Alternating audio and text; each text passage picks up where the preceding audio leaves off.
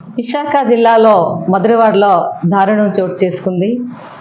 నిండు నూరేళ్లు కష్టసుఖాల్లో నీకు తోడుగా ఉంటానటువంటి ప్రమాణం చేసినటువంటి భర్త భార్యని, నిండు గర్భిణిని అతి దారుణంగా చంపినట్టు ఘటన సభ్య సమాజం అంతా కూడా తలదించుకొని కన్నీరు పెట్టే పరిస్థితి చూసాము. వరుస ఘటనలు విశాఖపట్నంలో చోటు చేసుకుంటున్నాయి. మొన్న అది కూడా మధురవాడలో జరిగినటువంటి ఘటన.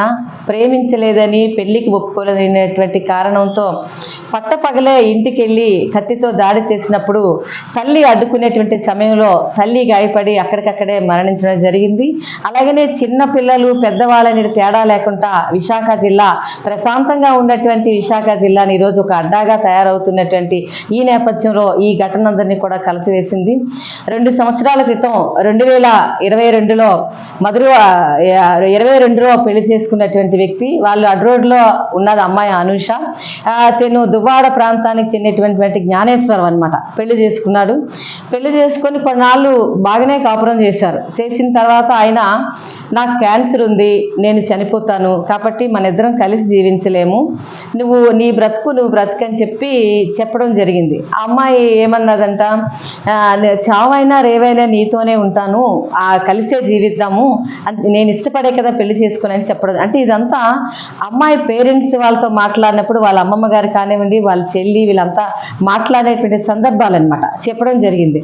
అది అయిపోయిన తర్వాత కొన్ని రోజులు అయిపోయిన తర్వాత మరలా మనకి పెళ్ళయిందన్న సంగతి ఇంట్లో తెలిసిపోయింది, నిన్ను యాక్సెప్ట్ చేయట్లేదు, చంపేస్తారేమో అని భయం వేస్తుంది, కాబట్టి నువ్వు ఇంట్లో నుంచి ఎక్కడికైనా బయటికి వెళ్ళిపో, కొద్ది రోజులు దాగున్న తర్వాత మళ్ళీ మనం కాపురం చేద్దాం అని చెప్పి మరొక ప్లాన్ వేశాడు జ్ఞానేశ్వరం.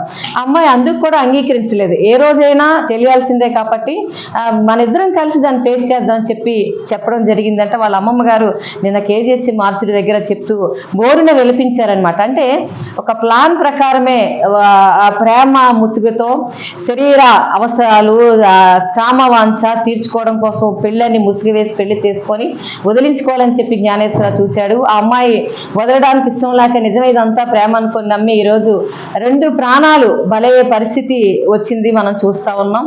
పోరాడి సాధించుకున్నటువంటి చట్టాలు ఈరోజు ఘటన జరిగినప్పుడు, ఢిల్లీలో ఘటన జరిగినప్పుడు పెద్ద ఎత్తున పార్టీలకు అతీతంగా మహిళా సంఘాలు, మహిళలు, విద్యార్థులు, మేధావులు అందరూ కూడా పెద్ద ఎత్తున పోరాటం చేస్తే నిర్భయ చట్టం తీసుకొచ్చారు. అలానే హైదరాబాద్లో ఒక డాక్టర్ విధులు నిర్వహించుకొని వచ్చి ఆమెపై అత్యాచారం జరిగి దాడి చేసి కాల్చి వేస్తే అక్కడ కూడా పోరాటం చేస్తే దిశ చట్టం తీసుకొచ్చారు. అలానే కొత్తగా ఉన్నావా ఘటనలో మైనర్ బాలికలపై అతి దారుణంగా హింసించి పాడుపడిపోయినటువంటి దేవాలయంలో బంధించి అత్యాచారం చేసి విచక్షణారహితంగా చంపినటువంటి ఘటన మీద పోరాటం చేస్తే పోక్సో చట్టాన్ని తీసుకొచ్చారు. అంటే ఇక్కడ మహిళా సమాఖ్య మా ఆవేదన ఒకటే, పోరాడి సాధించుకున్నటువంటి చట్టాల వల్ల ఒరిగింది ఏమిటి? రోజుకంటే ప్రభుత్వ గణాంకాల ప్రకారం ప్రతి 15 నిమిషాలకి ఒక అత్యాచారం జరుగుతుంది, ప్రతి ఒక అరగంటకి గ్యాంగ్ రేప్ జరుగుతుంది, వరకట్న చావులు జరుగుతున్నాయి, ఆత్మహత్యలు జరుగుతున్నాయి. అంటే భర్త వేధింపులు, గృహహింస తాళలేక ఆత్మహత్యలు చేసుకుంటున్నారు. ఇన్ని జరుగుతున్నా సరే ఈ చట్టాలు ఎందుకు పటిష్టంగా అమలు చేయలేకపోతున్నారు? అంటే చట్టాలు ఈరోజు ఏంటంటే మాకు వచ్చినటువంటి అనుమానం, ఒక ఘటన జరిగినప్పుడు డబ్బు పలుకుబడో లేకపోతే ఎటువంటి రాజకీయ పలుకుబడో ప్రలోభాలకు లొంగి ఈరోజు కేసులన్నీ నీరు గారుస్తున్నారేమనేటువంటి ఒక ఆలోచన వస్తుంది. ఎందుకంటే అనేక ఘటనలు చూసుకున్నాం మనం. జరిగినటువంటి ఆయిషా మీరా హత్య కేసే మనకి అందరికీ తెలిసినటువంటిది. ఎందుకంటే 10 ఏళ్ళు నేరం చేయలేటువంటి ఒక అమాయకుడిని ముద్దాయిగా చిత్రీకరించి 10 ఏళ్ళు జైల్లో పెట్టి, అంటే ఎందుకంటే నేరం చేసినటువంటి వాళ్ళంతా కూడా రాజకీయ నాయకులతో కళ్ళదండి ఉండేటువంటి వాళ్ళ బంధువులు కాబట్టి వాళ్ళని తప్పించడం కోసం అమాయకుని ఈరోజు జైల్లో పెట్టారు, తర్వాత తీసుకొచ్చారు. 10 ఏళ్ళు జీవితం పోయింది కదా అనవసరంగా. మొన్న మనం అక్కడ చూసుకున్నట్టే కోల్కతా అక్కడ జరిగినటువంటి ఘటన కూడా హాస్పిటల్లో పనిచేసినటువంటి ఒక డాక్టర్కి కూడా ఈరోజు ఎక్కడ కూడా రక్షణ లేని పరిస్థితి. అంటే ఇంట్లో రక్షణ లేదు, బయట రక్షణ లేదు, పనిచేసే ప్రదేశాల్లో రక్షణ లేదు. ఈరోజు జీవించే హక్కు మహిళలు కోల్పోతున్నారు. చాలా బాధాకరమైన విషయం.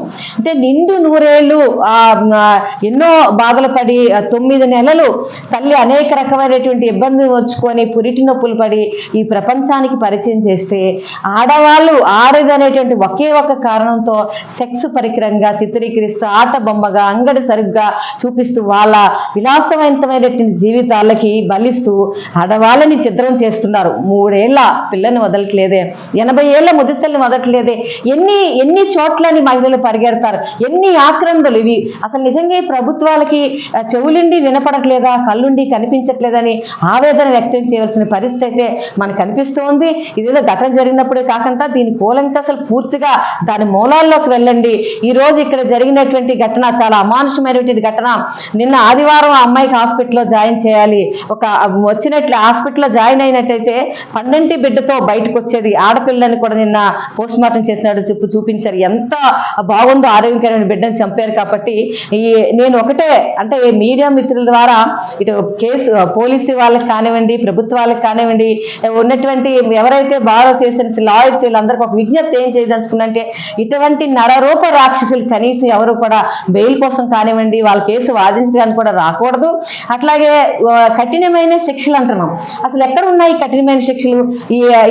ఏమీ చేయలేటువంటి వాళ్ళందరూ కూడా ఈరోజు ఓపా చట్టం అని మరొక హక్కుల కోసం పోరాడే వాళ్ళందరూ కూడా తీసుకెళ్లి ఏళ్ల తరబడి జైల్లో పెడుతున్నారు, కఠినంగా శిక్షిస్తున్నారు. ఇటువంటి నేరాలు చేసినటువంటి వాళ్ళందరూ కూడా మామూలుగా 3 పూటలు పెట్టి సంవత్సరాలు పడి తాత్సర్యం చేస్తూ వాళ్ళకి ఏదో ఒక రంగా కూర్చోబెట్టి ప్రజల తాళ్ళకు సొమ్ముతో పెంచుతున్నారు. కట అలా కాకుండా చీకటి గదిలో బంధించండి.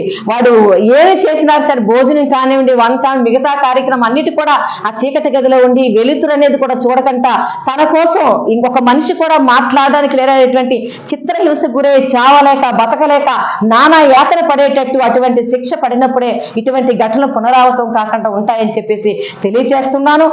ఇటు జరిగినప్పుడు చేస్తున్నారు కానీ ఇటువంటి ఘటనలు జరిగినప్పుడు దోషులకి ఏ రకమైన శిక్ష పడిందో ప్రచార చేయడంలో పూర్తిగా ఈ జ్ఞానేశ్వరరావు అనూషాని పెళ్లి చేసుకున్న తర్వాత ఒక డ్రామా ఆడాడు. మా పేరెంట్స్కి తెలియదు అనేటువంటిది. తెలియకంట వీళ్ళు మధురవాడలో నివాసం ఉంటూ వీళ్ళు ఎక్కడికక్కడికి అన్ని చోట్లకి తిరుగుతూ వాళ్ళ పుట్టినరోజులకి ఆయన పెళ్లి రోజుకి ఆఖరికి మన శ్రీమంతం కూడా చాలా గ్రాండ్గా చేసి ఫోటోలన్నీ కూడా ఫేస్బుక్లో అన్నీ అప్లోడ్ చేసిన తర్వాత తెలియకుండా ఎట్లా ఉంటుంది? ఇక్కడ ప్రధానమైనటువంటి కారణం ఏంటంటే ఎప్పుడైతే తన బిడ్డ బయటికి వస్తాడో పూర్తి హక్కు అంటే కుటుంబం అంటే కొడుకుగా కానివ్వండి, మనవడగా కానీ వాళ్ళ ఆస్తి అంటారా లేకపోతే వాళ్ళ అంటారు కదా, మగవాడు పుట్టినట్టయితే ఈరోజు వంశాన్ని ఉద్ధరించడానికి వస్తాడు, వారసుడు వస్తాడండి. దీంతో వస్తాడు కాబట్టి ఇవన్నిటిలోంచి బయటపడాలి, నేను మరలా పెళ్లి చేసుకోవాలనుకుంటే ఎవరు కూడా ఉండడానికి వీల్లేదు అని ప్లాన్ ప్రకారంగానే ఏ రకంగా అయితే హత్య చేయాలో ముందు బయటికి కనబడకంటే ఒక సినిమా పక్కేలాగా ముందు క్యాన్సర్ అన్నాడు, తర్వాత ఏమో ఇంట్లో తెలియదు అన్నాడు. తెలియకుండా అయితే ఉండదు, ఖచ్చితంగా తెలుసు. తను ముందుగా వాళ్ళ అమ్మమ్మని పిలిపించాడంట. ఆదివారం హాస్పిటల్కి వెళ్ళాలి రండి అని చెప్పి పిలిచినంత ఆ రోజంతా అమ్మాయి చాలా బాగా మాట్లాడింది. ఇంకొక విషయం ఏంటంటే తను ఏదో తాగాలని డ్రింకో ఏదో తెమ్మని చెప్పినట్లయితే ఆ తాగుతున్నటువంటి సందర్భంలో ఒక ట్యాబ్లెట్ ఏదో బయటకు వచ్చింది. అప్పుడు అనుమానం పడింది అని చెప్పి కూడా వాళ్ళ అమ్మమ్మ గారు చెప్పారు. ఆ ట్యాబ్లెట్ ఆమె ఏమీ తీసుకోలేదని. అంటే ఇక్కడ ఏంటంటే ఒకవేళ నిద్ర మాత్రలుగానే ఏమైనా ఇచ్చాడా, నిద్రపోయిన తర్వాత తన పని సులువుగా చేసుకోవాలనుకుంటున్నాడు అనేది కూడా వాళ్ళ పేరెంట్స్ అనుమానం అయితే వ్యక్తం చేశారు. అందుకని ఇవి పైగా కాకుండా దాని మూలాలోకి వెళ్ళి చేయాలి. ఇంకొక రిక్వెస్ట్ ఏంటంటే పోలీసుల వాళ్ళకి వాళ్ళ పేరెంట్స్ని కూడా పిలవని చెప్తున్నా. అబ్బాయి పదే మా పేరెంట్స్ నిన్ను యాక్సెప్ట్ చేయట్లేదు కాబట్టి నిన్ను చంపేస్తారేమని భయంగా ఉందని చెప్తున్నప్పుడు వాళ్ళను కూడా పిలిచి విచారించినట్లయితే ఎంతో కొంత ఉపయోగం ఉంటుందేమో ఈ కేసుకి అని చెప్పి కూడా భావిస్తామన్నా. వీళ్ళు మధురవాడలో జీవిస్తున్నారు, వీళ్ళేమి అంటే పెళ్లి కాలేదు అన్నట్లు కాకుండా వీళ్ళు చాలా హ్యాపీగా ధైర్యంగానే ఉన్నారు. కాకపోతే ఇదంతా నటన అనేటువంటి విషయం అమ్మాయి తాలూకా ఫ్రెండ్స్ కూడా చెప్పారు. ఈ అమ్మాయి హోటల్ మేనేజ్మెంట్ ఏదో చేసిందంట, ఆ అబ్బాయికి 2 సెంటర్లో ఫుడ్ కోర్ట్లు ఏవో ఉన్నాయి అంటే కొంచెం డబ్బు పలుకుబడి అది ఉంది కాబట్టి వాళ్ళు మా అక్క భయపడిపోయింది ఏం చేస్తారని చెప్పేసి అని అనుకుంది, దగ్గరికి రాలైపోయింది.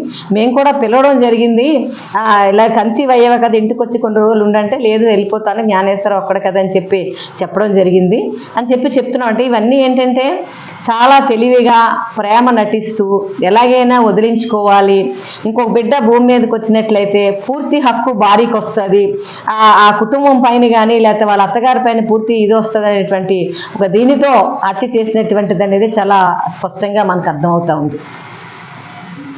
కానీ ఇటువంటి ఘటనలు జరిగినప్పుడు దోషులకు ఏ రకమైన శిక్ష పడిందో ప్రచార చేయడంలో పూర్తిగా వైఫల్యం చెందారు. కాబట్టి ఆ రకమైనటువంటి శిక్షలు పడాలి, దాని పెద్ద ఎత్తున ప్రచారం జరగాలి. నిర్భయ ఫండ్స్ ఉన్నాయి, ఆ ఫండ్స్ ఎక్కడ ఖర్చు పెడుతున్నారు అసలుకి? ఇలాంటి ఈ అమ్మాయి నిజంగా కుటుంబం అంతా కూడా అనాథలైపోయి ఉన్నటువంటి పరిస్థితి. వాళ్ళకు కూడా ఈ నిర్భయ ఫండ్స్ ద్వారా ఏదో కొంత ఆ సహాయం చేయండి, ఆ కుటుంబంకి అండదండం కూడా ఉండాలని చెప్పి ఈ సందర్భంగా తెలియజేస్తున్నారు. జ్ఞానేశ్వరరావుని కఠినంగా శిక్షించాలి. ప్రశాంతంగా ఉన్నటువంటి విశాఖ ప్రాంతాన్ని ప్రశాంతంగా ఉండేలాగా ఇక్కడ సిపి గారు కానివ్వండి, ప్రభుత్వం అంతా కూడా పోలీస్ యంత్రాంగం చర్యలు తీసుకోవాలి.